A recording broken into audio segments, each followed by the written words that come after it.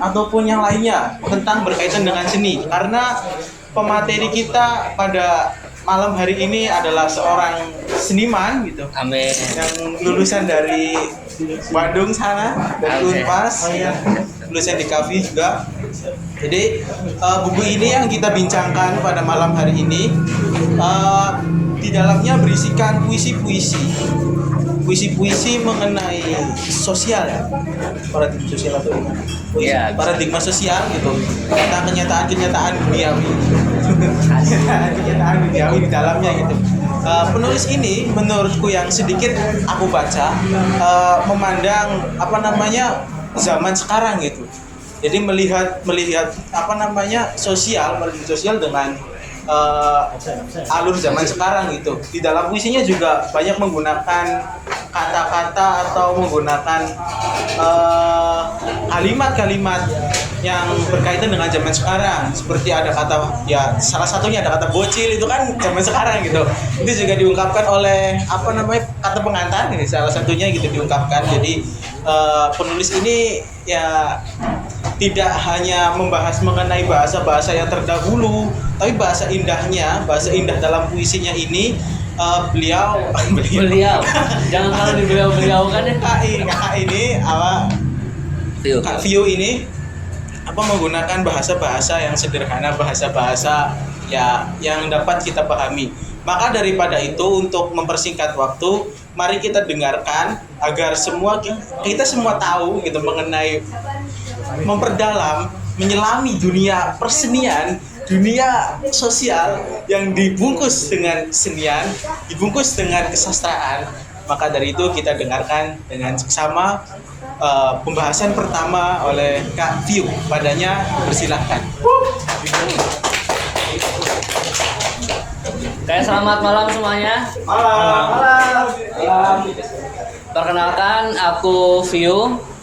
Aku berasal dari Sedong. Kalau tahu Sedong tuh daerah Cirebon Timur di sana. Tapi aku punya latar belakang mental enggak. Latar belakang pendidikan itu di Unpas.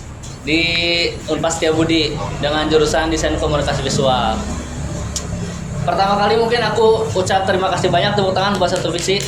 Dan literasi kerja ya, karena ini komunitas yang aktif dalam ngobrolin soal buku, diskusi dan perihal literasi lainnya. Terus aku juga terima kasih yang udah datang. Ini apresiasi terbesar buat aku untuk saat ini, karena mungkin buat penulis sederhananya tulisan kalau nggak dibaca tuh ya buat apa. Dengan ada yang baca dan datang juga itu udah apresiasi besar buat aku gitu. Itu yang pertama. Terus yang kedua juga teman-teman udah datang, terima kasih. Akotong, Givari, Ma'ruf, Bapet, serta teman-teman lainnya yang belum sempat kenalan. Terima kasih udah datang. Ini aku kedengeran nggak sampai sana? Aman ya? Aman. Amin. Oke. Paling aku ngejelasin dulu apa yang harus aku jelasin dulu. Gambar umumnya. Oke. Ini buku puisi. Isinya ada sekitar 90 puisi. Diterbitin sama Langgam Pustaka. Nah, di sini tuh aku bukan penulis indie ya. Jadi kan kalau penulis indie tuh mereka diterbitin langsung sama penerbit. Dan prosesnya tuh biasanya memakan waktu sekitar 3 bulan lebih dari pertama kali mengirim naskah. Nah, karena aku penulis amatir, jadi aku membiayai sendiri produksinya dengan menggunakan nama Langgam sebagai percetakannya dan penerbit gitu. Jadi aku penerbitan alternatif disebutnya. Jadi kurasinya tuh kurasi bayi sendiri gitu. Enggak, kan biasanya dikurasi tuh kalau penulis-penulis yang high end gitu ya. Itu yang pertama. Terus kenapa judulnya Menyimpan Lorem Ipsum Kenyataan? itu sebenarnya sangat nyambung sama latar belakang aku sendiri. Aku tuh desainer grafis di DKV kan awalnya ya. Sangat akrab dengan kata lorem ipsum. Kalau teman-teman suka buka Canva, Photoshop, Adobe Illustrator, Figma dan lain-lain, itu pasti nggak aneh dengan kalimat lorem ipsum. Kalau bicara sejarahnya mungkin panjang ya. Ada yang mengartikan lorem ipsum tuh hanya template aja. Ketika kita buka template buat teks sementara. Ada juga yang bilang ini tuh salah satu kalimat-kalimat yang dilontarkan sama Marcus Cicero. Marcus Cicero tuh mungkin ada yang tahu di sini, salah satu filsuf, nggak tahu Yunani atau mana gitu ya. Ya dia akhirnya dikonversi jadi teks template dan disepakati sama seluruh dunia. Nah, di buku Lorem Ipsum Kenyataan ini tuh aku sebenarnya mau ngomongin soal banyak hal tentunya. Ada kehidupan aku sehari-hari, ada ngobrolin soal cinta pasti, tapi aku berusaha menyampaikan kenyataan-kenyataan yang ada, memaknai ulang kenyataan-kenyataan yang kadang nyebelin, tapi mau nggak mau harus disampaikan. Nah, aku sampaikan di buku ini gitu. Karena kadang beberapa kenyataan tuh kita nggak bisa langsung nerima gitu aja kan. Kayak misalkan kenyataan bahwa ketika kita sudah lulus sarjana langsung keterima kerja atau enggak. Terus kenyataan bahwa gaji UMR di sini ya begitu adanya gitu. Nah, hal-hal seperti itu tuh kadang hanya ada di taraf keluhan-keluhan aja. Ya sebenarnya puisi juga keluhan sih. Cuman aku pengen bawa keluhan-keluhan keseharian itu menjadi lebih artistik mungkin ya. Menjadi lebih punya daya seninya. Nah, kenapa aku punya tujuan kayak gitu? Karena biar si keluhan itu enggak hanya jadi dan tanggung penyakit buat aku sendiri kayak terus aja ngedumel gitu. Tapi kalau udah jadi objek lain tuh kita bisa dan tanggung mempermainkan masalahnya gitu. Padahal masalahnya mah cuma telat gajian, tapi karena dibikin puisi, dibikin lagu, nah kita jadi bisa bersenang-senang kayak gitu. Mungkin pengantarnya itu dulu deh. Oke, tadi juga udah menjelaskan mengenai gambaran umum daripada buku ini, yang dimana hasil dari keresahan-keresahan pikirannya gitu, yang menghasilkan kesenangan dalam menyelesaikan masalah gitu. Tapi menyelesaikan masalah juga tidak hanya sekedar menglist terus satu-satu gitu. Jadi Kak Yuk ini menggunakan cara lain gitu untuk menyelesaikan masalahnya. Salah satunya dengan menyampaikan keresahan-keresahannya, menyampaikan pusingan-pusingannya gitu dengan dalam bentuk kesenian, dalam bentuk sastra seperti itu. Jadi mungkin yang pertama dari gambaran buku ini udah dijelaskan, yang mengenai judul juga Lorem Ipsum gitu, seperti itu. Selanjutnya kita bahas bukunya ya. Boleh lanjut. Buku ini ditulis dari tahun kapan ya kira-kira? Aku tuh nulis buku ini karena aku penulisannya sporadis ya. Jadi enggak yang diam di satu tempat 1 bulan beres gitu. Aku tuh ngerekap ini dari sekitar tahun 2022. Jadi tulisan-tulisanku tuh yang ada di notes HP gitu. Karena aku lumayan sering nulis di HP, nggak di kertas. Jadi kadang kalau ada ilham datang nih atau ada ide, aku kadang langsung nulis dulu di situ. Dari tahun 2022 sampai 2023. Berarti selesai penerbitan ini tahun berapa ya? Selesai terbit tuh ya tahun 2026. Jadi sebenarnya prosesnya cepet sih. Jadi hanya mengumpulkannya aja yang cukup lama. Jadi sekitar 3 tahun itu tuh sebenarnya aku belum berniat buat bikin buku. Cuman karena pas udah lihat draft udah ada 100 lebih puisi, kayak sayang kalau didiemin gitu. Akhirnya draft yang aku tulis di notes HP aku rapihkan kembali dan jadilah buku ini. Ya tapi kan ini kan Kak View ini menulis dari tahun 2022 ya hingga tahun 2023 ya selesai. 2026. 26 selesai gitu. Kira-kira dari buku ini itu kan dalam kondisi yang berbeda, dalam tempat yang berbeda gitu. Kira-kira fokus ke dalam satu apa gitu tuh. Puisi ini mencakup pada satu apa, kesatuan apa gitu. Kan itu dalam waktu yang agak lama gitu. Iya. Sekitar hampir 4 tahunan gitu. 4 tahunan gitu. Kira-kira gimana tuh? Oke. Sebenarnya fokus dalam buku ini tuh ada 2 bagian. Karena aku bagi 2 tuh puisinya. Jadi ada bagian satu tuh aku kasih judul apa sih? Aku lupa. Aku dibunuh kesekian di setiap lagu cinta kalau nggak salah. Oh ya, aku dibunuh kesekian di setiap lagu cinta. Jadi kita semua akrab sama lagu cinta, pasti gitu. Mau itu dari zaman The Massive sampai sekarang Pamungkas, pasti India, Mark ya, lagu Ma'ruf, lagu tentang Tarajunya, lagu cinta pasti melekat di kita karena itu hal yang mudah dinyanyikan, relate gitu.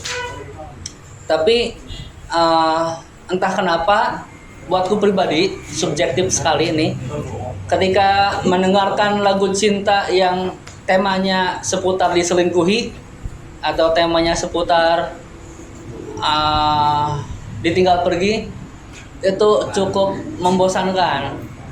Jadi kayak ya aku tahu kamu patah hati, aku tahu kamu sakit, terus kenapa gitu. Kayak banyak masa hanya dan maaf ya jadi Sunda ya, masa hanya menyesali itu terus gitu. Pasti dong ada hal yang lebih didapat gitu. Apakah ketika kamu patah hati kamu menemukan kebiasaan baru? Apakah patah hatinya tuh di mana gitu? Kamu jatuhnya tuh sedalam apa? Apakah jatuhnya tuh masih bisa berdiri? Nah, variasi itunya itu bagian satu. Aku ngerasa ketika aku mendengar lagu cinta tuh kayak ngerasa semakin nihil gitu perihal soal cinta. Padahal kan ya hal yang kita perlukan kan ada 3 ya, ekonomi, cinta, dan kepercayaan. Itu kan sebenarnya yang kita butuhkan di hidup ini gitu. Tanpa adanya cinta kurang lah gitu ya. Kita kalau cinta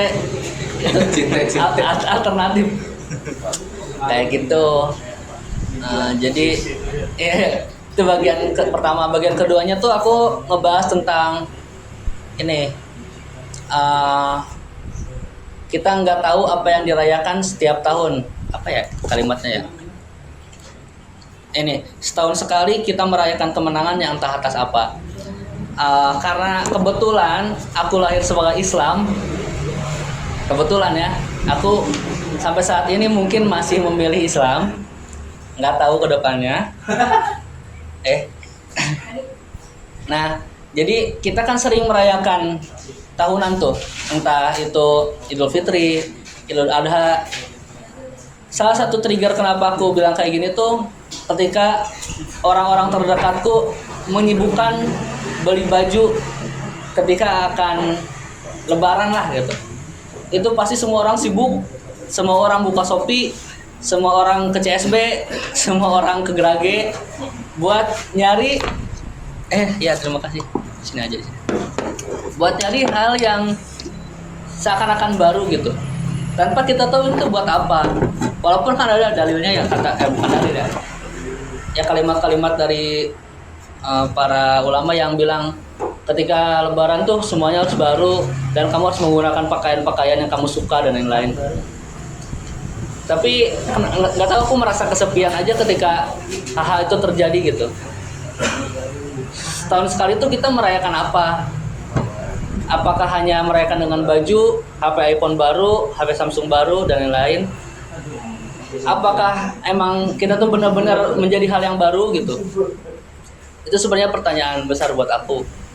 Karena toh akhirnya kalaupun misalkan HP aku baru tapi Sesudah lebaran aku masih nonton bokep, ya enggak deh gitu, kayaknya aku nggak jadi menang deh gitu. Ya ya kiasan ya, aku jauh aku kayak gitu, apa nggak kenal aku gitu sih. Oke, jadi buku ini tuh tadi dijelaskan ada dua tema inti besar ya.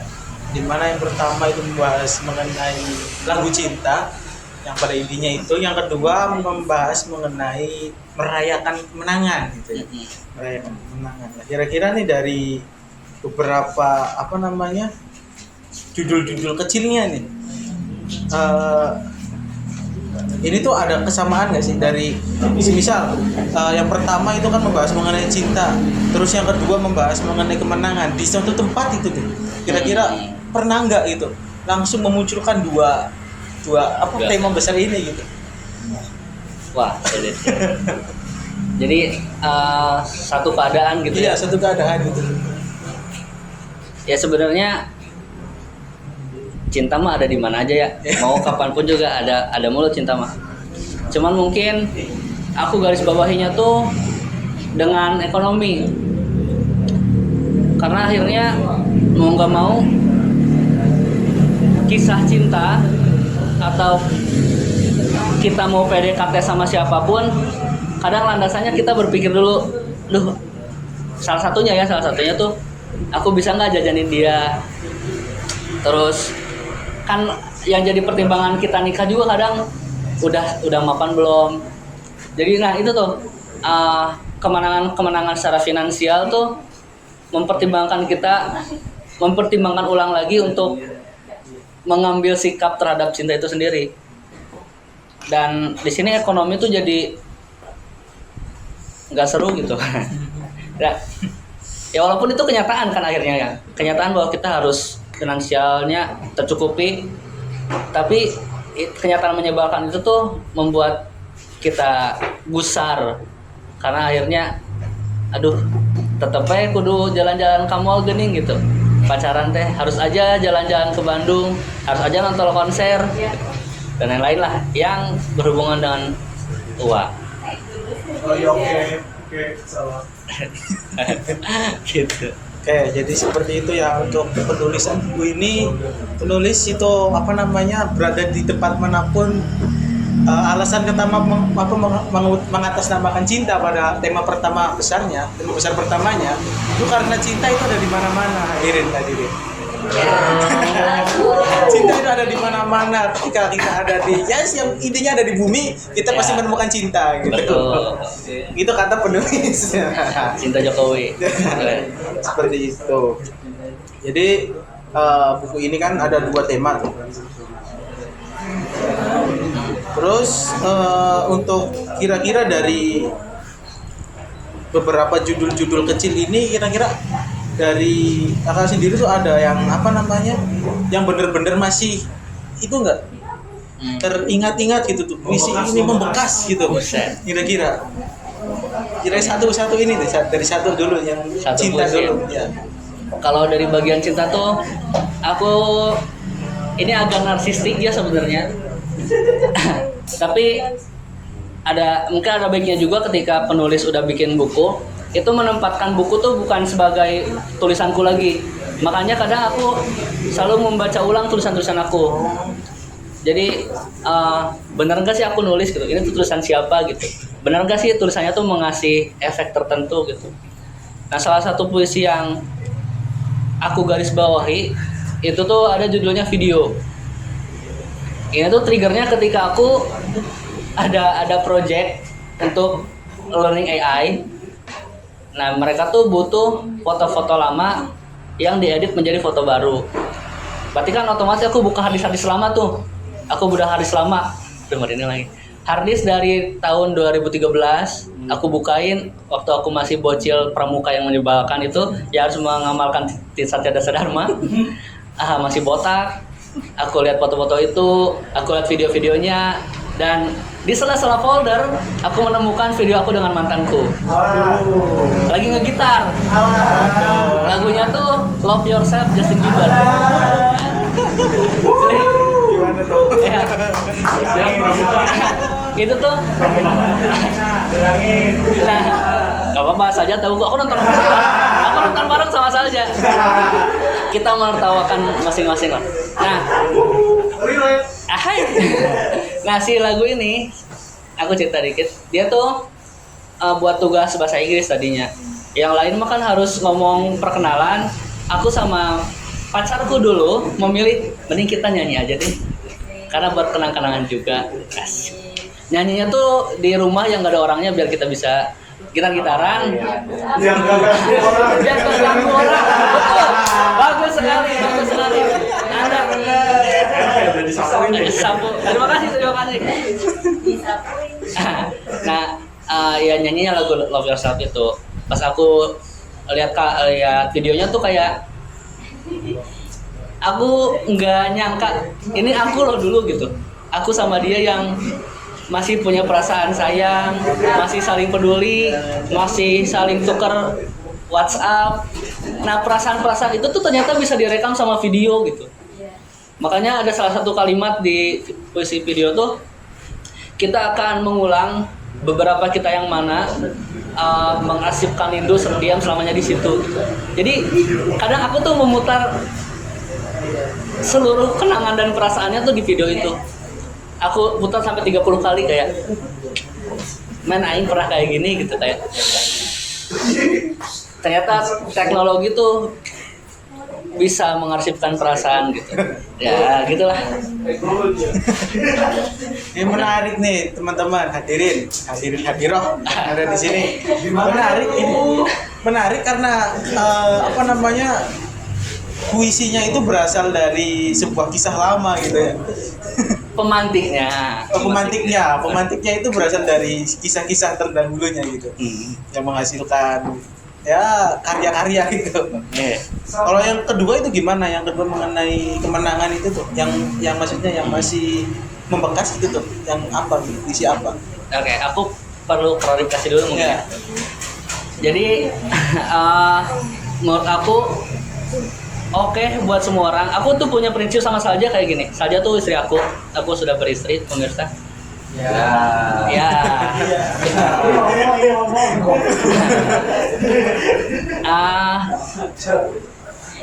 Tapi kita free relationship. Jadi aku sama Salja tuh punya prinsip kayak gini. Kamu punya kenangan, aku punya kenangan. Kalau kata Danila tuh, perasaanmu ya urusanmu, perasaanku ya urusanku gitu. Nah aku sama Salja tuh nggak pernah memasalahkan dokumen-dokumen lama. Salja punya video sama mantannya juga, aku punya video sama mantanku juga. Dan menurut aku itu adalah hal yang sangat fair dan akan sangat jahat ketika kita menghapus itu. Menurut aku itu boleh sekali dibantah. Karena dengan Salja yang seperti, dengan aku yang seperti sekarang, itu aku yang dibentuk oleh pasanganku dulu. Dengan aku yang sekarang, aku adalah yang pernah berjalan sama pacarku dulu. Jadi ketika kita menafikan itu tuh kayak jahat banget gitu. Ya, kita tetap harus menghargai itu. Aku selalu punya prinsip perasaan itu bisa disimpan di lemari. Ada lemari perasaan dalam diri kita. Jadi kalau misalkan ya kayaknya seniman punya itu deh, punya sense itu. Semua orang ya, bukan berarti aku aja, semua orang pasti itu. Raisa juga pernah bilang kayak gini. Jadi kadang kita hanya perlu menyimpan perasaan-perasaan sedih, bahagia, rasa sayang itu di dalam lemari-lemari itu, biar kita kalau membutuhkan, suatu saat membutuhkan tuh tinggal diambil dan kita gunakan buat apa. Atau hanya untuk nostalgia juga nggak apa-apa. Nah menurut aku itu yang akhirnya harus dimiliki oleh semua orang, biar kita nggak gampang cemburuan, biar ya udah gitu, yang lalu mah lalu. Ya aku mah berjalan sama kamu tuh sama kamu yang sekarang, bukan kamu yang dulu.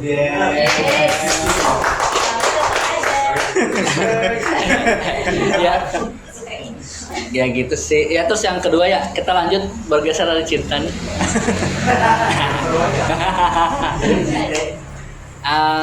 Salah satu puisi yang aku garis bawahi di bagian kedua tuh adalah puisi judulnya 30S sama graphic designer. Ya 30S tuh embuh ya. Nah, makanya di akhir puisi itu aku bilang 30S baju pemakaman zaman. Jadi akhirnya aku gimana ya jelasnya? Ya akhirnya aku memilih objek lain untuk dijadikan kambing hitam dibanding kelompok tertentu. Jadi aku mengasosiasikan 30S tuh nggak hanya peristiwa yang apa disebutnya, berdarah, apa ya, kalau teori yang itu sebutnya Pak, teori yang belum terjamin tuh hipotesis. Bukan. Konspirasi siapa itu? Kasih saksi Bu. Nah, bukan hanya soal konspirasi, tapi akhirnya aku menarik 30S itu kepada tadi yang kita beli setiap tahun pas mau lebaran. 30 bisa kita beli cotton campaign 30S setiap tahunnya hanya untuk ya nggak tahu ya, karena aku juga sekarang tuh punya celana cuman 5. 50. Makanya kalau orang lihat aku pasti itu lagi gitu. Dicuci kok, tenang dicuci. Aku hanya dicuci. Ya. Terus aku kebetulan orangnya nggak bisa OOTD yang kece gitu ya. Jadi aku cukup cuek. Jadi akhirnya itu yang sangat relate sama aku. Ngebahas tentang apa ya, bahasa kerennya mungkin fast fashion ya. Tentang fast fashion. Itu tentang 30S. Judul satu lagi tuh ya pasti graphic designer. Di situ aku nyeritain bahwa aku ngerasa ketika aku lulus sebagai desainer grafis S1, aku ngerasa karir ini nggak estetik. Karena pada dasarnya, aduh ini bahaya sih. Di kamera ya. Iya. Sendiri ini siapa? Iya. Cuman sejauh yang aku alami, nggak semuanya, industri kreatif kita tuh nggak siap.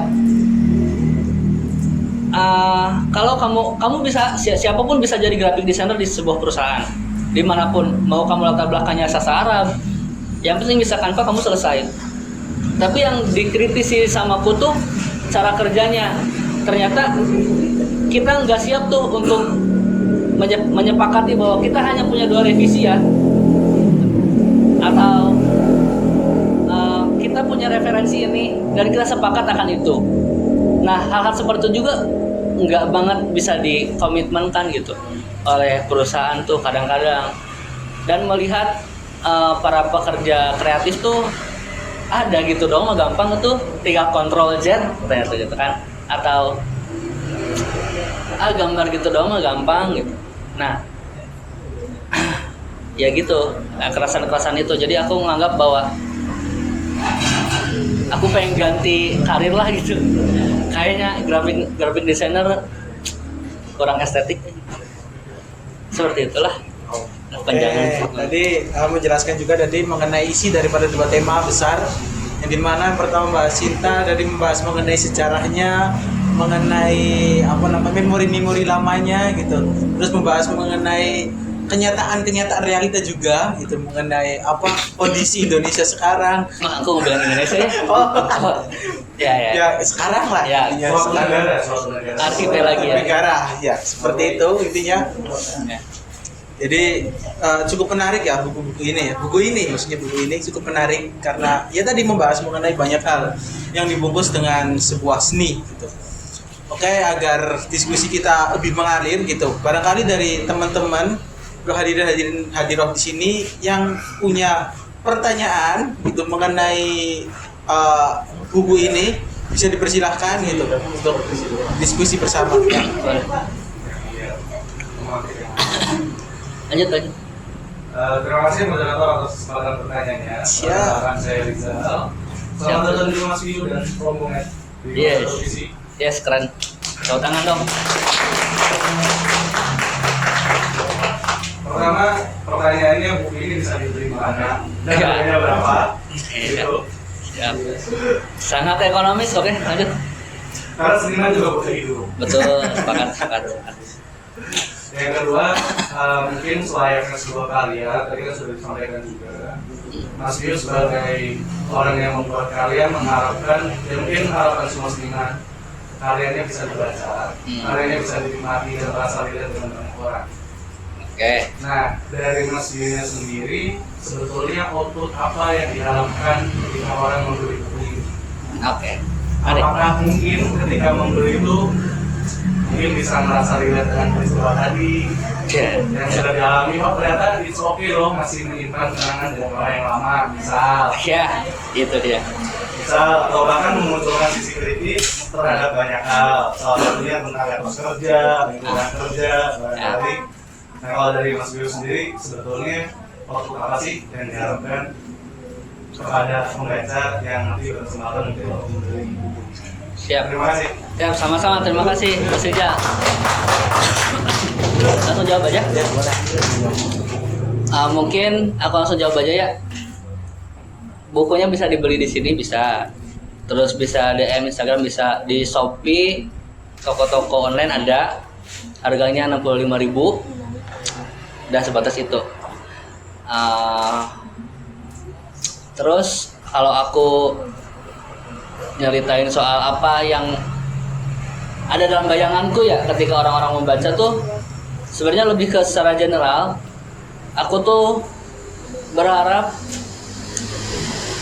orang-orang bisa memaknai lagi lamunan-lamunan, karena toh kenyataan-kenyataan yang aku tulis di sini itu berasal selalu dari lamunan-lamunan aku.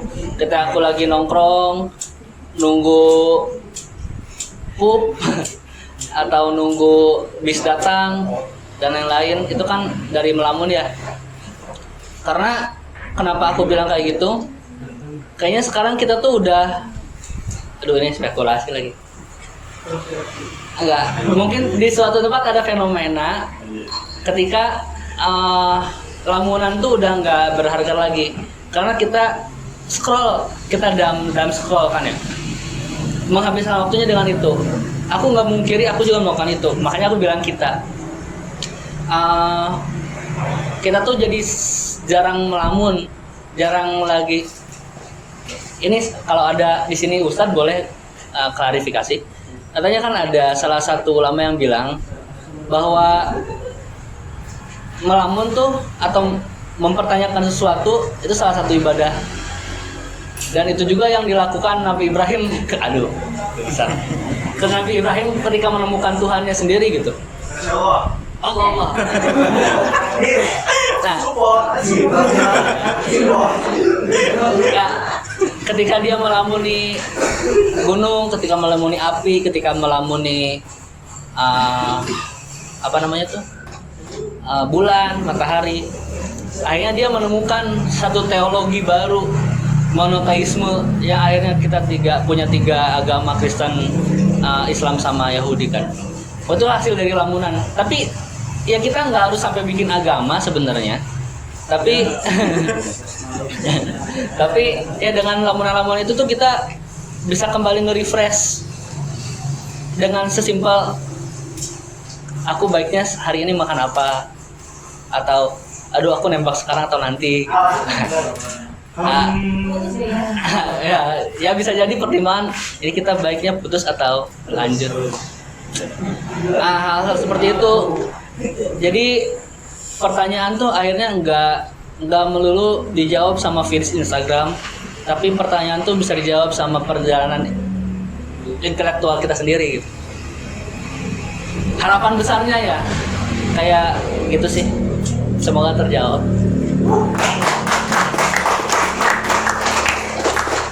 Ada lagi? Oh, maksudnya mau uang udah selesai nanyanya? Oh, Ada pertanyaan? selesai. Lanjut. Selamat atas karya baru ini. Asik, terima kasih. Ada yang mau nanya? Boleh? Ngobrol aja, ngobrol. Mungkin kan tadi kan membahas mengenai harapan dari penulis ya. Kira-kira harapan dari penulis sendiri membayangkan tuh. Kira-kira hasilnya berapa persen gitu pada apa keberhasilannya tuh? Wah, nol sih. Maksudnya dengan apa namanya dengan manusia sekarang gitu kan. Manusia sekarang gitu tuh yang ya lebih apatis gitu, lebih tidak peduli pada apapun gitu. Ya. Kira-kira dari pelantikan-pelantikan puisi-puisinya Mas Piu ini apakah bisa membangun gitu akan kesadaran tersebut? Oke. Menurut aku keberhasilannya tuh adalah ada di hari ini. Dengan orang-orang datang ke sini, menurut aku itu tingkat keberhasilan pertama. Maksud aku bukan berarti strategiku berhasil, tapi akhirnya kita bisa melihat nggak semua orang apatis, nggak semua orang tidak peduli. Kalau dengan datang ke sini juga ini respect banget kan ya, datang ke sini mendengarkan manusia yang entah siapa gitu tiba-tiba bacot ngomong apa, dengerin, merhatiin bukunya, itu aku respect sekali. Dan aku sih akhirnya nggak terlalu pesimis ya, walaupun mungkin nggak bisa mencakup seluruh dunia dan seluruh Indonesia, tapi mungkin minimal teman-temanku tahu apa yang aku pikirin.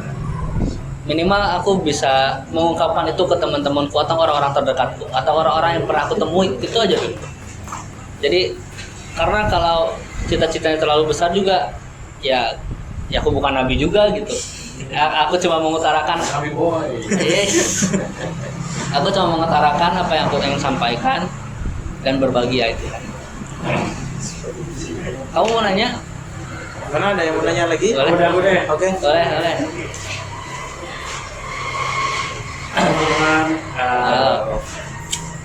Perkenalkan, nama aku Eki. Aku kenal Pio itu baru melihat Pio sebagai musisi sebelum dia menulis. Tapi sedikit banyaknya karena kita follow-followan, aku membaca beberapa kutipan-kutipan puisinya ya. Aku melihat sih kutipan puisinya tuh ada ironis, sarkas, tapi ya puitis gitu sebenarnya. Nah yang kan aku tanyain sih, Pio, bukan apa yang bisa membentuk Pio bisa menjadi seperti ini? Maksudnya dari apa yang kamu dengar, apa yang kamu baca, sampai akhirnya membentuk. Kalau aku sih suka ya, maksudnya Pio mengemas puisi itu dengan sarkas dan ironis gitu. Nah, apa yang kamu dengar dan apa yang kamu baca sebenarnya? Nah, kalau gitu siapa yang nyakitin kamu juga? Wah, terima kasih. Ini tuh jawabannya sangat klise sebenarnya. sangat klise. Sebenarnya kadang aku tuh mungkin throwback sedikit. Aku dulu pernah jadi ketua OSIS waktu SMA. Aku nggak biasa aja. Ini tuh ceritanya, jadi aku karena eskul seni waktu SMA, baru satu orang yang dari eskul seni yang jadi ketua OSIS. Biasanya kan paskibra pramuka. Nah aku jadi, dan permasalahanku mungkin core-nya dari situ. Jadi aku tuh punya banyak orang, punya banyak teman, kolega, tapi ternyata mereka tuh nggak bisa, atau mungkin akunya tuh tidak bisa diterima di situ. Jadi salah satu kasusnya tuh besoknya tuh mau LPJ-an atau laporan pertanggungjawaban ya, aku mau lengser nih. Itu tuh aku dari maghrib sampai subuh ngerjain semuanya sendiri. Temanku yang katanya deket pun nggak ada. Aku chat, aku apa tuh nggak ada. Entah apa alasannya. Aku ngerjain surat undangan, aku ngebungkusin kotak suara, aku ngerapihin tempat kotak suara, aku bikin meja sidang. Itu semuanya sendiri. Sampai subuh orang pada datang, aku pulang ke asramaku karena ya kekecewaan itu gitu. Jadi kadang aku nggak tahu, sampai sekarang aku juga mungkin ada beberapa yang bisa aku salahkan. Entah mungkin akunya terlalu dominan atau akunya terlalu idealis, akhirnya orang-orang jadi nggak respect, atau emang ada kesalahan struktural yang akhirnya ngebuat ide-ide yang ingin aku sampaikan tuh nggak tersampai gitu. Kebanyakan sih itu. Jadi kekecewaanku tuh klise sebenarnya. Sebenarnya nggak harus diambil hati juga, tapi aku kadang kecewa sama sosial itu sendiri. Makanya aku sangat relate ketika nonton filmnya Into the Wild dengan lagu Eddie Vedder-nya itu Society gitu. Kadang aku suka tiba-tiba tersakiti sama keadaan sosial, padahal aku sih enggak nyambung sama aku tau gitu. Orang lain berjalan hidup dengan sendiri, kenapa aku harus sakit hati gitu. Ya gitu salah satunya. Terus kalau apa yang aku konsumsi sih ya standar ya film. Ya aku kalau konsumsi sastra pertama kali itu aku ada di bukunya Dilan, pasti itu mah. Tapi yang menggerakkanku menulis itu Pramudia Nantatur. Aku pengagum dia tapi nggak banyak. Ya, jadi kalau kamu cerita ke aku tahu apa aja ya nggak banyak juga. Cuman aku respect sama perjalanan hidup dia gitu. Itu sebenarnya konsumsi utamaku. Sama kalau musik tuh aku suka Radiohead. Karena apalagi di album-albumnya In Rainbow sama apa tuh yang gini? Oke komputer. Nah itu tuh kadang penulisan liriknya kayak gitu juga sebenarnya, mirip-mirip. Jadi dia ironi, kadang juga satir, tapi tetap puitis gitu. Nah aku konsumsinya tuh kayak gitulah. Nah, terima kasih sudah menanyakan. Oke, tadi juga dijelaskan juga dari penulis mengenai apa namanya motivasi dalam menulis ini ya. Jadi motivasi dari beberapa orang seperti penulis Dilan, terus penulis apa Bumi Manusia ya, Pramudia. Terus ya dari banyak lain lah, dari apa musisi juga, dari Radiohead, musik dan sebagainya. Itu jadi apa namanya buku ini dari termotivasi dari berbagai hal ya. Betul. Seperti itu. Apakah ada lagi yang ingin menanyakan mengenai buku ini? Silakan. Boleh. Kamu nanyanya nggak usah yang barangkali ya tadi, aduh tanyanya berat-berat, nggak usah. Iya. Kalau nanya Kak suka mandi enggak gitu juga nggak apa-apa. Ya, Jadi, apa maksudnya santai. Yang penting diskusi kita mengenai buku ini bisa berjalan. Apapun boleh ditanyakan. Untuk itu penantian di tengah-tengah atau di akhir? Tengah-tengah aja. Nanti akhirnya tinggal konklusi gitu. Ya. Apakah ada? Tapi menurut kamu ada? Siapa? Boleh. Perkenalkan diri dulu. Terima kasih atas kesempatannya. Perkenalkan nama saya Nur Laila. Teman-teman bisa panggil saya Laila. Dengan tadi penyampaian dari Kak Fiu, sebenarnya sangat memotivasi ya. Khususnya untuk saya sendiri yang memang baru berkecimpung di dunia literasi itu baru tahun 2025 sampai sekarang. Sebagai penulis di karya pertama ya Kak? Ya kedua Oh sebenarnya. yang kedua. Nah. Berarti yang pertama juga puisi? Puisi juga. Oh, berarti memang sudah menjadi ketertarikan kakak sendiri di dunia puisi ya Kak? Bisa diceritakan mungkin sedikit motivasi untuk kita, apa sih yang membuat kakak itu tertarik untuk menulis karyanya itu berupa puisi? Padahal kan ketika kita lihat karya tulis itu banyak ya. Betul. Atau misalkan dari saya sendiri yang memang memandang puisi itu ya memang benar-benar harus memahami secara diksi, sastra dan lain sebagainya. Banyak sekali hal-hal yang memang selain meluapkan kata, meluapkan rasa, tapi juga kita harus mengerti kira-kira nih diksi yang kita sampaikan kira-kira apakah sampai kepada pembaca atau tidak gitu. Nah, saya tuh memahami di beberapa karya puisi itu bait per baitnya itu memang singkat, tapi kadang untuk orang-orang yang sudah memahami tentang bahasa sastra kesannya tuh begitu melekat gitu. Nah, apa sih yang membuat kakak itu pertanyaannya kembali lagi? Apa yang membuat kakak itu tertarik untuk menggeluti di dunia puisi dan apa yang menjadi perbedaannya puisi kakak dengan puisi yang lain? Oke. Unikannya. Siap, terima kasih Lek. Bagus pertanyaannya, bagus. Aku suka pertanyaannya. Ini pertanyaannya fundamental sih ya. Jadi kenapa akhirnya kenapa menulis puisi? Kenapa nggak diary? Kenapa nggak jurnal gitu ya? Feeds Instagram, highlights itu apapun. Ya, yang pertama sih aku mau klarifikasi dulu sebelum menjawab. Menurut aku pribadi, aku bukan ahli sastra. Boleh sekali dibantah sama siapapun. Cuman salah satu dengan terbitnya buku ini pun akhirnya aku tuh ingin membawa semua orang buat bisa menikmati puisi. Karena kan itu juga doktrin yang aku alami dulu. Jadi kalau menikmati puisi itu harus Ekstra. wah gitu. Harus ribet, jelimet, harus wah. Ribet lah pokoknya, pusing banget puisi itu. Dengan bahasa-bahasa langit kan. Gitu ya. Yang ya enggak salah, emang gaya zaman dulu kayak gitu kan. So, menurutku akhirnya jangan-jangan jiwa puisi itu bukan hanya ada di situ. Karena kalimat-kalimat seperti yang ada sehari-hari gitu ya, seperti bocil apa gitu juga bisa menimbulkan efek puitis dan bisa menggugah. Kalau kata Pak Acep Jam-Jam kan salah satu puisi yang berhasil adalah puisi yang bisa membuat bulu kuduk orang merinding. Salah satunya. Nah, itu kan. Jadi nggak harus ribet. Kalau misalkan di sini ada yang baru baca puisi, baca aja. Kadang ada dua cara kan membaca buku ya. Ada yang emang orang tuh mencari maknanya dari kata per kata, kalimat per kalimat.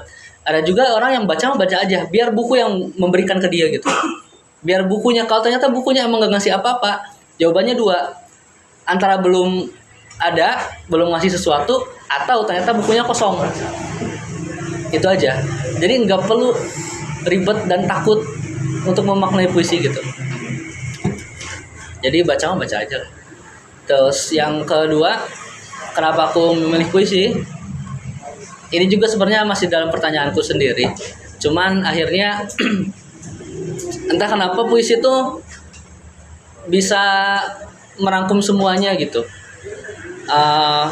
Kalau misalkan aku mengeluh hanya di status Facebook, status Instagram, itu tuh kesannya tuh atau kesan artistiknya tuh kurang gitu, kayak lihat Ferry Irwandi marah-marah doang gitu jatuhnya tuh. Oki Gerung kayak lihat Oki Gerung marah-marah gitu dengan bahasa gitu ya. Nggak salah ya, emang itu emang dia kayak gitu. Nah, aku memilih puisi itu biar ternyata di semua kejadian tuh ada sisi indahnya.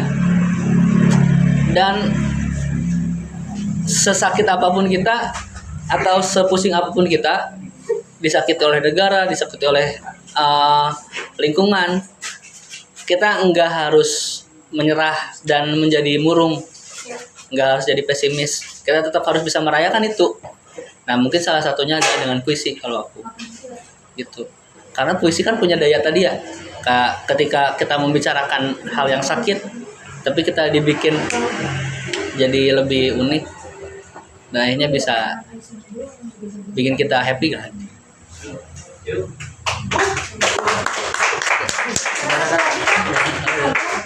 Berarti menurut kakak kan tadi disampaikan bahwasanya dengan puisi itu kayak kita tuh seolah-olah mencurahkan apa yang kita rasa. Berarti kakak percaya kalau misalkan lewat menulis kita itu akan menyembuhkan trauma?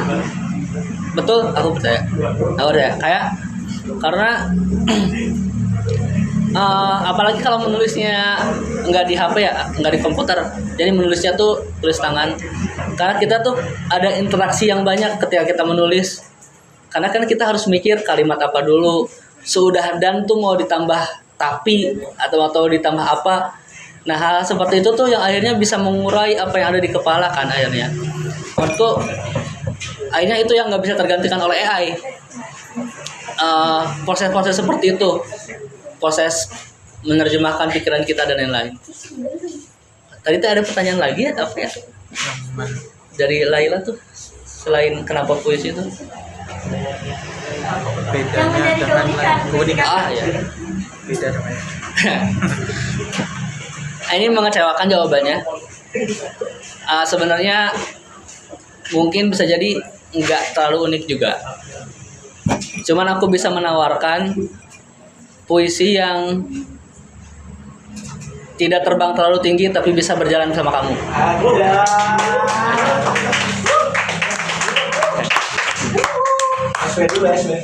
Buset. Langsung ke habis. Oke, tapi aku bertanya lagi nih. Boleh sekali. Jadi lanjut. ini kan buku membahas tentang puisi. Jadi masih berkaitan juga dengan pertanyaan Mbak Laila tadi. Dalam puisi kan maksudnya masuk ke sastra ya, masuk ke sastra. Yang dimana dalam sebuah sastra itu kan adalah bagian daripada bahasa. Dan dari bahasa sendiri mempunyai beberapa aturan-aturan kan. Nah kira-kira dalam penulisan ini Kak View ini menulis puisi-puisi ini mengikuti aturan bahasa atau tidak gitu? Iya. Idealnya sih kalau menulis tuh karena ada banyak mazhab ya nulisnya. Iya. Ada yang dia tuh keras harus apa namanya? Pakem-pakem yang ejaannya, EYD-nya gitu harus benar. Ya oke kalau emang mereka pengennya kayak gitu. Yang jelas ini enggak. Karena banyak singkatan, banyak kadang D-nya disambung atau enggak. Terjadi di sini. Aku enggak pakai aturan itu kebetulan karena ya mungkin karena ini arena bebasku. Kalau beda lagi dengan mendesain. Mungkin kalau aku desain bisa lebih terstruktur, semuanya harus rapi gitu karena aku profesionalnya di situ dan di sini tempat bermain bebasku. Mungkin ada juga orang yang profesionalnya di sini, bebasnya di yang lain. Akhirnya ya sama-sama aja. Mungkin dia ngedesainnya bebas tapi nulisnya sangat rapi gitu. Nah, aku mah kebalikannya. Tapi sejauh yang aku tahu nih Kak, dari beberapa sastra itu nanti ada beberapa cabang-cabang ilmuwan. Kalau saya ini sedikit itu aja di dalam sastra Arab itu kan ada istilah balaghah, ilmu balaghah, ilmu apa namanya tentang kata keindahan gitu kan. Nah di dalamnya kan terdapat dua pembahasan utama, yang mana membahas mengenai muhassinah lafdiyah, yang kedua muhassinah ma'nawiyah. Muhassinah lafdiyah itu berkaitan dengan keindahan dalam katanya gitu. Katanya menggunakan kata indah gitu. Nah, kalau ma'nawiyah berarti menggunakan lafaz-lafaz maknawi gitu. Yang keindahan maknawi. Kira-kira dari buku ini tuh ada tidak gitu tuh. Hal seperti itu tuh. Maksudnya dalam keindahan itu terpantik tidak dalam tulisan ini?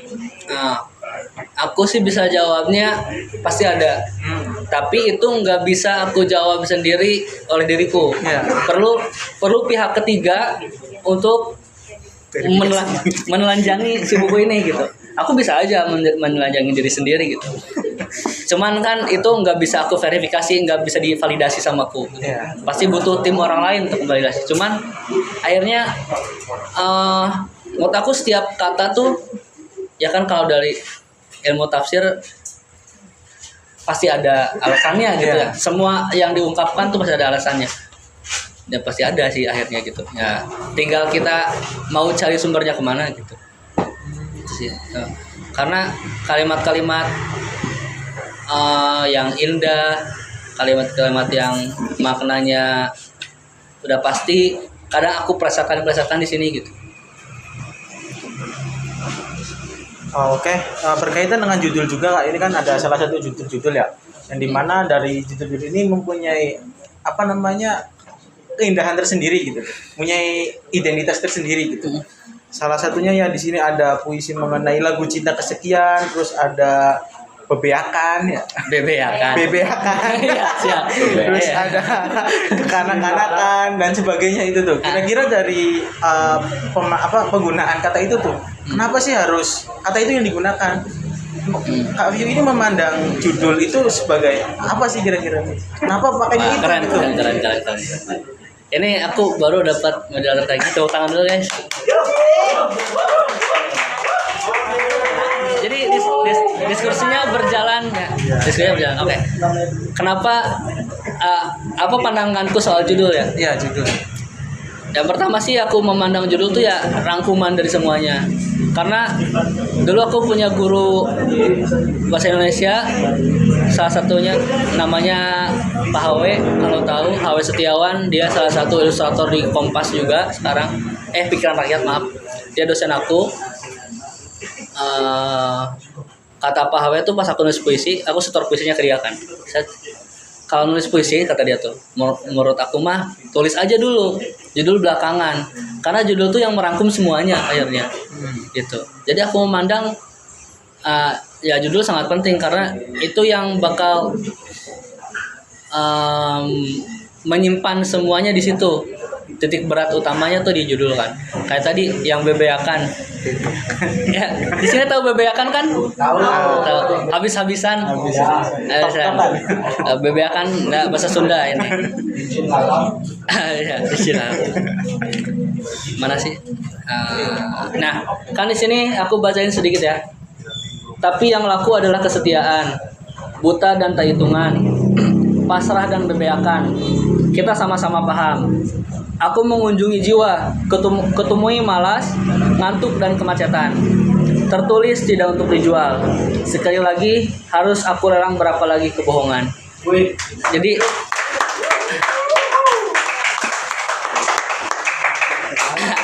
Jadi bebeakan di sini tuh merangkum bahwa di suatu tempat emang yang laku tuh kita harus habis-habisan. Kalau kita kerja nih mau kepake sama bos, kamu harus habis-habisan. Gak bisa tuh kamu leha-leha pulang 9 to 5 tepat waktu, gak bisa. Kamu harus habis-habisan, dan itu kenyataannya akhirnya kan. Tempat kerja nggak peduli kamu macet-macetan di jalan, tempat kerja nggak peduli kamu dapat berapa kilo debu di muka kamu gitu. Yang penting kamu habis-habisan, akhirnya kamu diapresiasi baru. Dijen lalap. Gitu sih. Oke. Tapi tepuk tangan dulu. Jadi juga membahas mengenai judul, terus penggunaan kata dalam puisi ini cukup menarik sih. Puisi ini, buku ini sangat dalam gitu maknanya. Sangat dalam. Seperti itu. Kira-kira dari teman-teman ada yang ingin bertanya kah mengenai buku ini lagi? Oh, saya Tegar, boleh Gar? Yo Tegar. Yo, boleh ya Tegar.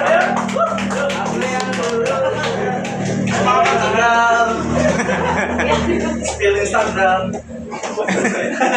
Oke, terima kasih moderator. Selamat malam penyair tuh. Aku kenal Vio itu banyak banget identitas ya. Emang bipolar sebenarnya. Emang artis saat ini. Jadi kayak misalnya dia tuh seorang musisi, desain grafis, terus selalu pegawai Kopdes. Enggak, ini bukan Kopdes. Wah, bukan. Orang koperasi tapi bukan ngerapetin. Saya independen. Saya ini. Ya. Terus sebagai penyair juga. Ya. Aku tuh pengen menanyakan soal satu hal sih yang baik. Mungkin ini dari banyak atau belum, aku nggak tahu kan ada telat kan. Bagaimana cara Mas Vio dalam merawat konsistensi menulis ya, sementara banyak banget rutinitas yang dilakukan dalam keseharian. Ya, bagus. Terima kasih, Gar.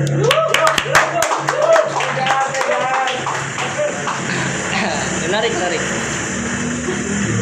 Ini aku harap kalian gak bosan ya. Jadi nggak sambil makan, sambil ngerokok, sambil ngobrol pun nggak apa-apa. Ini juga sebenarnya yang jadi drive aku untuk terus berkarya. Karena aku ngelihat Ayah Pidi. Ya. Aku sebenarnya nggak dekat, cuman aku di sana sering nongkrong sama teman-temannya. Jadi dekat sama anak-anak buahnya si Ayah lah gitu ya, di Bandung. Aku ngelihat si Ayah tuh, selamat datang Mas Jatnika.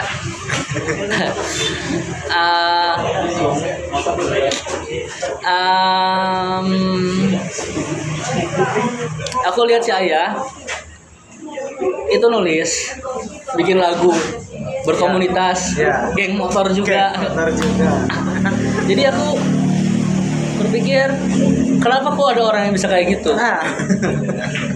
setelah aku lihat ternyata adalah motivasi utamanya, dan melihat seni itu bukan sebagai satu objek. Aku sering ngobrol dulu sama temanku namanya Hagi. Dia tuh lulusan sejarah UNY. Kita tuh bersepakat bahwa seni itu hanya media. Seni itu medianya. Media untuk ngapain? Terserah. Kalau misalkan aku punya keresahan tentang kegelisahan aku, kenapa sosis ini warna merah misalkan, aku mau nyantuminya pakai apa gitu. Apa enaknya pakai puisi, apa enaknya pakai lagu, apa enaknya pakai seni rupa.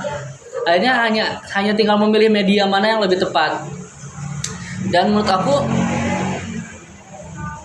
salah satu yang jarang dilakukan oleh para seniman dan kita gitu adalah berhenti di satu media. Karena seakan-akan ketika kita sudah menulis selesai. Padahal kan udah mah kita bukan anaknya presiden, belum terkenal, dan kita hanya menyelesaikan satu karya di tempat itu aja gitu, kayak sayang sih gitu. Menurut aku ketika aku misalkan punya kegelisahan tertentu, sebisa mungkin aku eksplorasi ke hal yang lain, biar akhirnya yang penting tuh bukan seninya tapi malah gagasannya yang tersampai gitu. Kayak kita lihat siapa ya, aku sih sekarang tuh ngefans sama Faris Tevi, Festivalis. Walaupun nggak tahu kebenarannya gimana, cuman ketika aku ngobrol sama dia, ketika aku ngeliat kegiatan dia tuh selaras dengan apa yang ingin dicapai. Misalkan dia kan sekarang lagi nyari sumur di Gunung Kidul, ngegali-gali sumur baru, melestarikan lagi alam. Itu tuh semuanya tersampai di semua media dia, nggak hanya di tulisan, tapi di karya rupanya juga, karya musiknya juga, berkomunitasnya juga gitu. Jadi akhirnya kesenian tuh bukan ngasih makan media seni, bukan ngasih makan tulisan, bukan ngasih makan seni rupa, tapi ngasih makan jiwa itu sendiri. Menurut aku itu yang lebih penting. Ketika jiwa atau gagasan itu nggak dikasih makanan yang tepat, atau hanya dikasih makan sosis doang, jadi jiwa dan gagasannya tuh nggak bergizi gitu. Jadi gagasannya tuh akan gampang menyerah, akan gampang mati, akan gampang selesai. Tapi ketika kita punya satu gagasan tapi kita beri makan dengan baik, dipupuk dengan baik, harusnya sih jadi hal yang baik gitu. Terus sih, semoga menjawab. Mana dari Kak Takbir kan udah puas? Ada pertanyaan lagi? Boleh? Mau nanya? Mau nanya? Oke. Asik. Edan gini. Banyak yang nanya. Perkenalkan, nama saya Ma'ruf, ganteng tinggi putih. Iya. Itu ada filosofi. Apa tuh? Ganteng karena laki-laki, tinggi karena tingkat sepedanya tinggi, putih karena hatinya suci.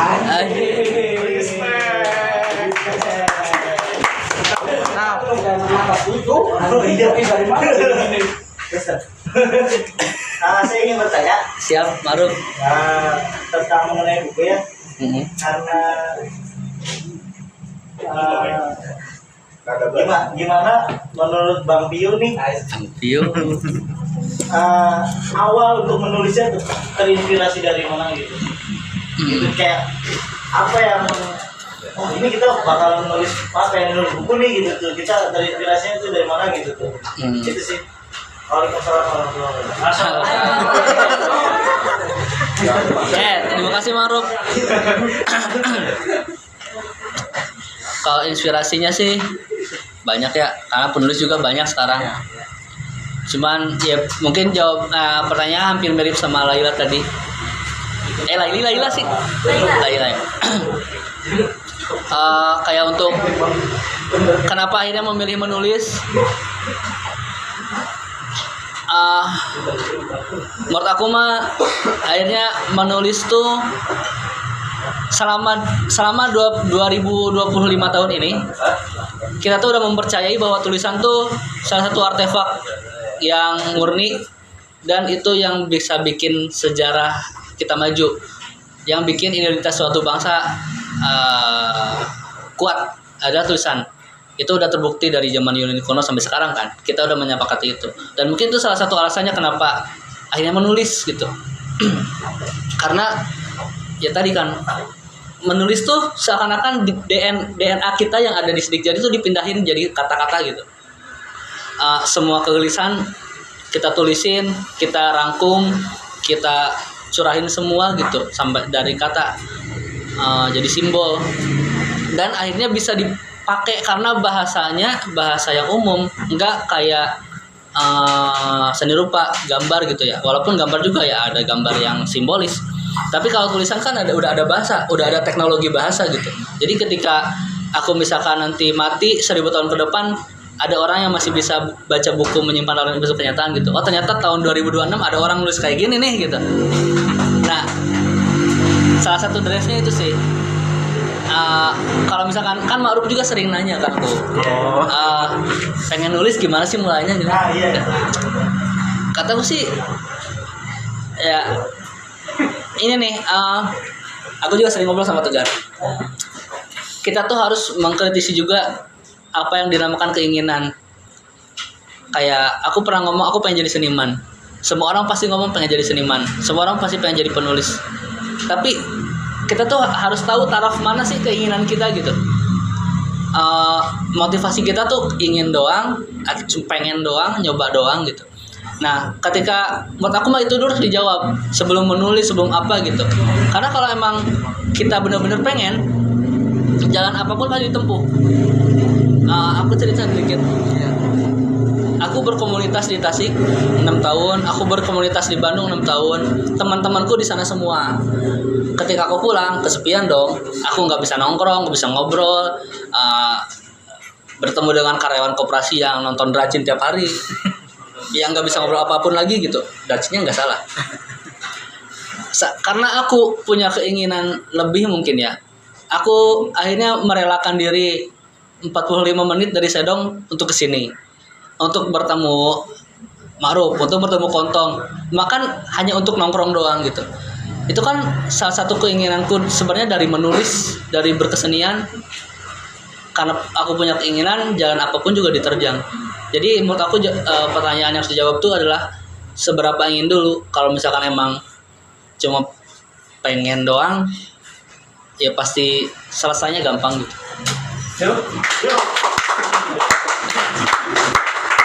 Oke, tadi kita break mengenai musik sudah.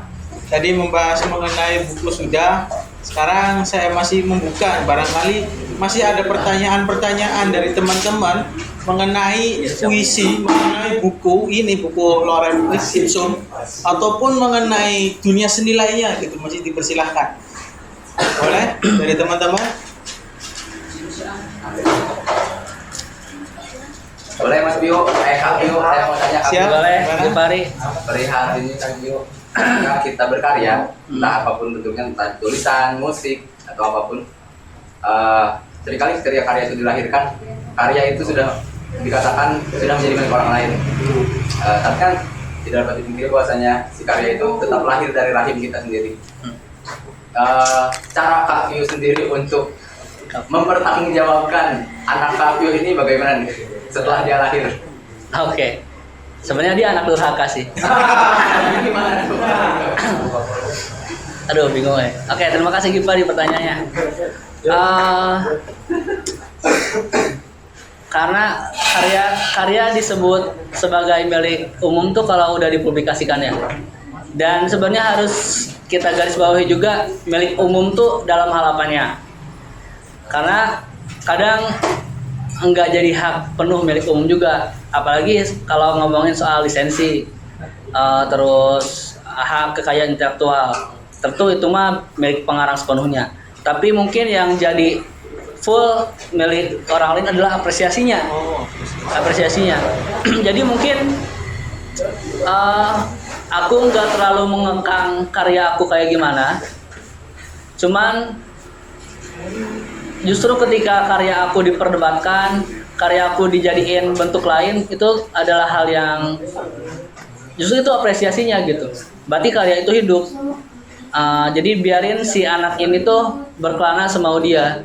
Mau dia akhirnya nanti dibikin lagu sama orang lain atau dibikin kitab di agama mana gitu.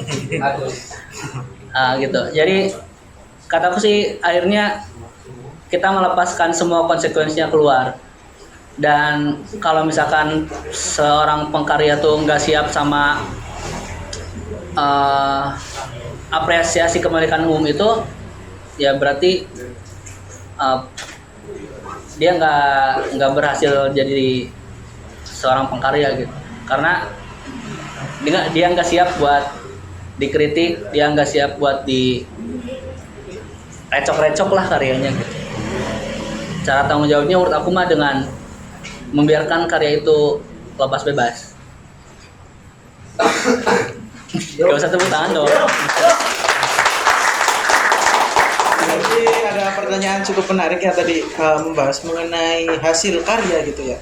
Apakah menjadi bebas memilikannya atau menjadi diri sendiri gitu, para sendiri. Ya udah dibahas oleh pembincang buku kita. Aku ada pertanyaan sedikit. Boleh. Mengenai seni musik gitu ya. Ketika kita menuliskan lagu, menyanyikan lagu yang milik sendiri itu kan, terkadang baru jadi 5 menit, terus ditinggal ngopi, ditinggal apa kan hilang gitu. Nah ini tipsnya apa kira-kira bisa sampai berkelanjutan dan sampai seterusnya lagu-lagu itu? Ada yang mau jawab gak? Gimana dari Syarikat Jonjon? Gimana lagunya biar diingat? Karena kan kalau kita bikin seringkali lupa gitu tuh ketika Kalau saya pengen mengenai ritmenya gitu. pertama sih yang penting mah ingat Allah dulu. Kalau kita udah ingat Allah, Allah juga pasti bakal ingetin kita. Ingat tahu kita mana tidur. Nah iya, gitu. Soalnya yang saya rasain juga gitu. Ketika saya baru ingat Allah gitu tuh ya, akhirnya Allah juga mengingatkan kita buat kayak kajian ini. mengingatkan kita tentang karya kita. Habis dari situ kita mencatat kayak malaikat Rahim Atid, mencatat amal baik dan buruk. Jadi kita mencatat apa karya kita yang ingin tulis. Kalau saya mah gitu. Ada juga yang dihafal terus direkam. Akhirnya dapat ilham. Terus secara teknis mungkin kita ada HP kan ya. Ya.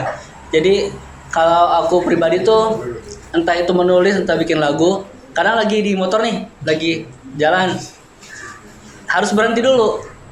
Karena kalau misalkan enggak gitu kadang hilang, benar. Iya. Jadi emang kita harus merelakan sedikit waktu untuk merekam. Karena kalau nggak direkam sejak saat itu juga itu pasti selesai ya, pasti hilang. Berarti harus ada pengikat ya di dalam gitu ya. Pengikat harus perekam atau apa ya? Iya, jadi menurut aku sih buat orang yang mau pertama kali berkarya atau mau coba bikin sesuatu, jangan berhenti di satu kali percobaan. Jadi kadang kita pengen nyanyi lagu cinta, sebanyaknya aja dulu tulis gitu. Nanti baru kita proses kurasi. Nah disitulah proses yang lebih dalamnya. Oh kayaknya ini enggak, kayaknya ini disimpan, kayaknya ini dipakai, gitu-gitu. Jadi arsip tuh lumayan efektif. Ya, jadi seperti itu ya teman-teman, dari jawaban dari pemantik kita bahwasanya perekam itu sebagai pengikat gitu yang berperan cukup penting gitu dalam menciptakan karya gitu ya. Betul. Seperti itu.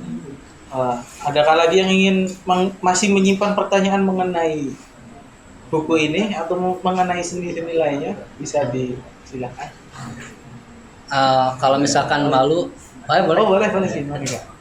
Wah ini mah berat ini mah. Dulu kan pernah di Bandung ya? Iya. Dulu pernah di Bandung. Nah, tadi siang aku baru lihat reels dari cacing besar dan itu tuh kayaknya emang bener banget karena sama seperti yang waktu saya rasain di Bali. Jadi waktu aku di Bandung itu bikin komunitas pendaki gunung gitu. Dan itu sekarang besar, termasuk besar itu pernah di dalamnya gitu.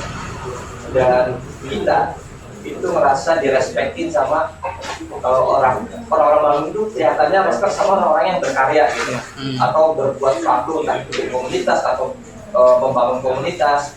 Nah, jadi katanya kalau kata yang ditekankan terus itu bilang di Bandung itu bukan referensinya itu bukan kekayaan yang membuat respect orang-orang Bandung, tapi sejauh mana karya kita itu bisa tembus di level-level tertentu gitu.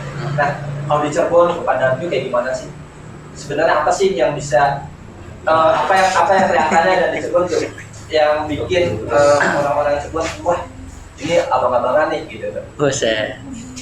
Oke, siap. Terima kasih. Ini pertanyaannya cukup intens ya, karena ngebahas soal paradigma yang terjadi di komunitas ya, atau fenomena yang terjadi di komunitas entah di Cirebon atau di Bandung. Tapi ini sudut pandang aku yang baru pertama di Cirebon sebagai junior dari Rezky, Mas Jatnika sebagai junior. Aku membandingkan apa yang terjadi di Bandung sama di Cirebon. Menurut aku itu relatif sama sebenarnya. Cuman hanya beda masa aja. Beda kuantitas. Karena nggak dipungkiri di Bandung tuh ada satu institusi yang emang bergelut di situ, ya fakultas seni itu. Jadi orang-orang tuh ada kumpulan masyarakat yang punya tenaga sama punya waktu untuk ngobrolin itu. Sedangkan kalau di Cirebon itu hanya orang-orang yang ingin, karena kan nggak ada atau belum ada fakultas seni yang fokus, walaupun ada tuh kan kayak ITB, terus DKP sekarang ada juga gitu, atau UKM juga banyak sebenarnya ya. Cuman masanya aja sih kataku mah di Cirebon juga, dan menurut aku nggak harus disamain. Jadi kalau misalkan emang di Bandung itu gayanya guyub, terus gayanya tuh kata Mas Jatnika langsung direspekin gitu, mungkin Cirebon nggak harus sama kayak gitu. Karena kalau misalkan semua disamaratain, apa bedanya kita sama Bandung gitu? Gitu, apa bedanya Cirebon sama Bandung? Ya menurut aku Cirebon harus menjadi Cirebon aja gitu. Dan adapun masalah yang terjadi, misalkan kesenjangan antar komunitas, kesenjangan antar senior dan junior, biarkan itu tetap terjadi. Kalaupun ada, yang penting itu adalah membuatnya, kata aku mah. Jadi pertama kali aku Cirebon, aku datang sama teman, salah satu orang lah, aku nggak enak nyebutinnya. Baru aja duduk ngobrolin soal komunitas, tiba-tiba ngomong gini, kamu jangan nongkrong di sini, kamu nongkrongnya di sini. Aku sebagai orang yang pertama kali ke Cirebon, apa anjir gitu, baru juga datang gitu. Maksud aku, oke, kamu kalau mau berkeliling seluruh dunia, persaingan tuh ada,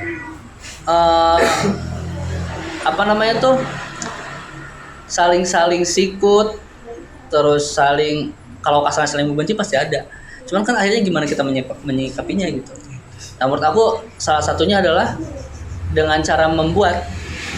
Karena yang aku lihat di sini tuh kayak malu-malu. Padahal dengan ada satu visi juga kan keren ya, aktif gitu. Kayak harus entah pemantiknya apa gitu.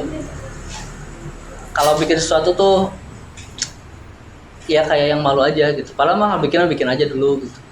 Nanti tinggal di evaluasi. Nah, evaluasi ini yang penting karena di Bandung juga sama sih A. Kalau banyak kan ya terlalu banyak komunitas malah di Bandung tuh. Saking banyaknya ya gitu, cuma hidup sehari, 2 hari nggak ada. Sama aja. Pembacaan Cirebon menurut aku tinggal bikin sama evaluasi. Semoga menjawab. Oke, tadi ya pertanyaan cukup menarik yang membahas mengenai membentuk masyarakat Cirebon gitu. Iya. Pertanyaannya ini seperti itu ya.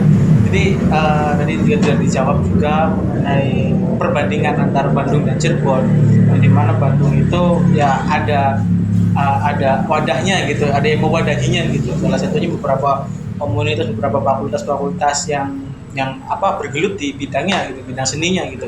Di Cirebon sendiri masih untuk wadah tersebut itu masih kurang, masih minim ya. Masih minim untuk wadah-wadahnya gitu. Tapi apakah ada lagi sih selain wadah itu tuh, selain yang mewadahi itu untuk bisa membangun kreativitas gitu tuh? Apakah ada lagi selain wadah? Iya. Sebenarnya nggak minim juga ya, Cirebon tuh banyak sebenarnya. Iya. Kata Kumat cuman emang orangnya tuh low profile sama ya belum tersebar aja karena jarang berjejaring atau apalah nggak tahu. Kataku salah satu kuncinya tuh ini juga dengan menyadari bahwa kita tuh butuh pesaing. Kalau teori bisnis kan salah satunya gitu ya. Kalau misalkan kita bikin warung di rumah hanya satu, ya laku, banyak yang beli. Cuman pasti gitu-gitu aja. Kita nggak bakal bisa jadi Alfamart misalkan atau apa gitu. Kita harus butuh pesaing biar warnanya rame dan tingkat perputaran ekonominya kalau di bisnis kan jadi lebih lancar gitu, nggak hanya diam di satu modalnya tuh. Nah menurut aku di kesenian pun gitu,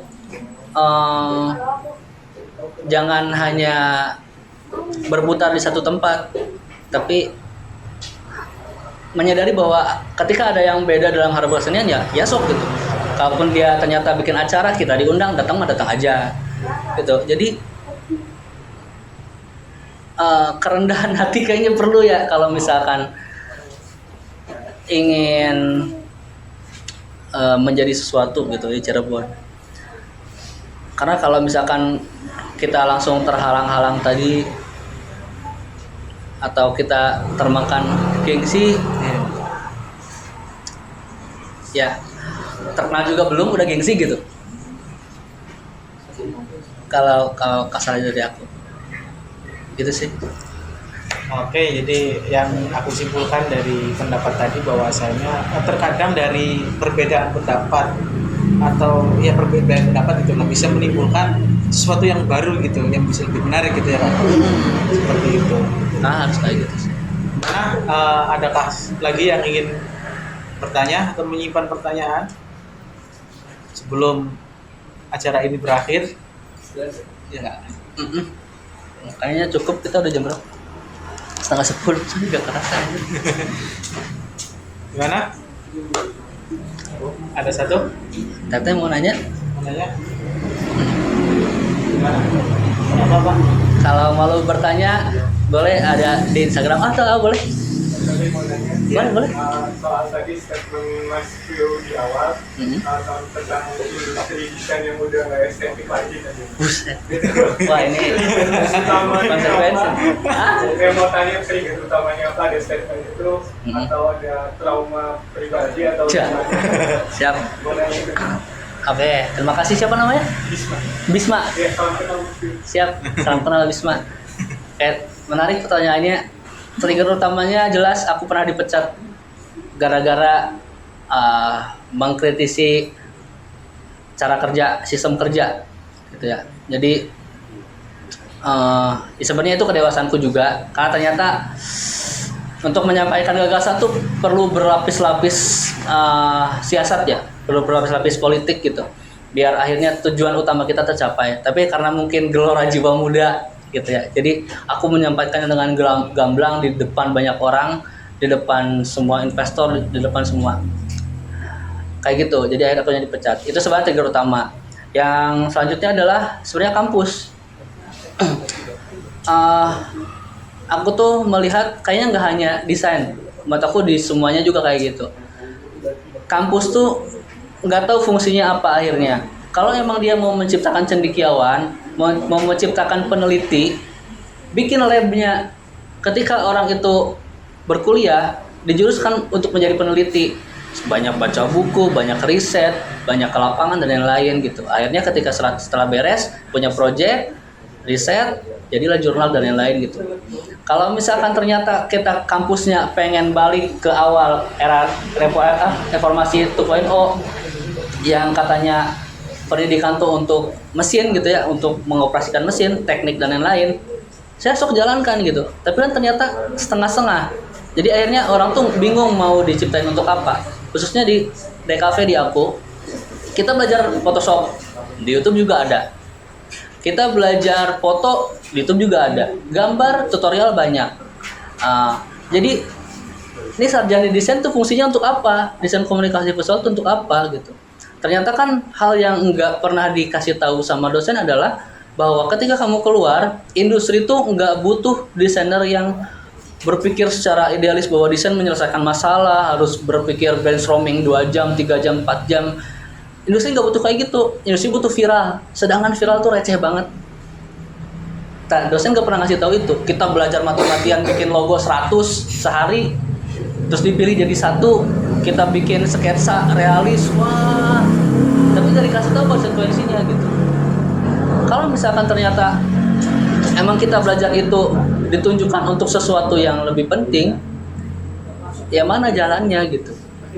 Jadi ya gitu, kalau tadi kita sebelum ngobrol sama Ares gitu, kadang ada nggak bertanggung jawab gitu di pihak penghasil, dalam tanda kutip ya, penghasil sumber daya desain. Itu yang pertama. Kalau mau lebih panjang lagi, industrinya. Aku pernah bikin asumsi sangat amatir sebenarnya soal sebenarnya 2 kata lucu ketika ngomong industri kreatif. Karena kalau ditarik ke apa ya, kalau musabab tuh awalnya industri itu adalah untuk mencari keuntungan sebanyak-banyaknya dengan upaya yang efektif lah gitu. Sedangkan kreatif kadang kegiatannya tuh lebih eksperimen, sporadis, nggak kaku. Jadi ketika ada industri kreatif, soal pertanyaanku sendiri, ini bisa dibantah sama ribuan ahli, industri kreatif itu lucu. Karena menggabungkan 2 sifat menjadi 1, yang akhirnya yang tersiksa adalah sumber dayanya. Harus kreatif, di bawah tekanan, besok deadline, terus revisi nggak diindahkan, terus ide juga nggak pernah didengar, proses-prosesnya akhirnya nggak manusiawi gitu. Itu sih trigger utama menurut aku, akhirnya bilang bahwa bagiku akhirnya aku menemukannya itu. Tapi kan sekarang banyak juga, kalau misalkan aku boleh contohin, temanku ada kerja di Maple Media. Di Maple Media sistem kerjanya tuh dia hanya 4 hari, sisanya hari Jumat tuh WFH, bisa WFH ya, atau hari Senin bebas milihnya. Sistem kerja gitu, terus bisa izin kapanpun, yang penting tugas beres. Sistem kerjanya, hierarki kerjanya juga rapi. Ternyata ada yang berusaha menjadi kayak gitu. Jadi nggak semuanya buruk, tapi yang aku alami menyebalkan. Tuh.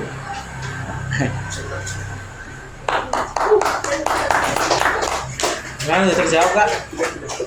Oke, adakah lagi atau sudah cukup?